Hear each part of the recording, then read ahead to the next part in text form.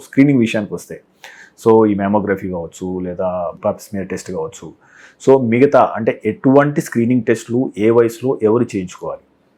Screening అనేది ఏజ్ని బట్టి ఉంటుంది. Above 30 years cervical cancer screening చేయించుకోవాలి. పాప్స్మియర్ కానీ హెచ్పివి టెస్టింగ్ కానీ, HPV testing once in 5 years, Pap smear at least once in 2 years is good enough. Above 40 mammography.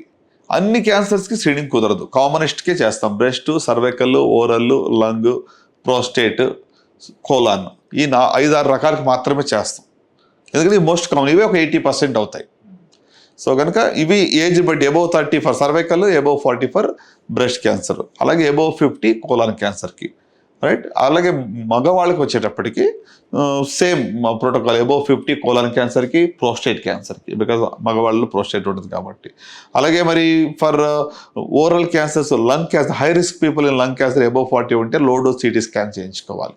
So అంటే ఏజ్ని బట్టి, each risk ఫ్యాక్టర్స్ని బట్టి ఎప్పుడు ఎన్ని చేయించుకోవాలని కూడా మారుతుంది. It is not like a blanket for everybody, ఒకటే కాదు.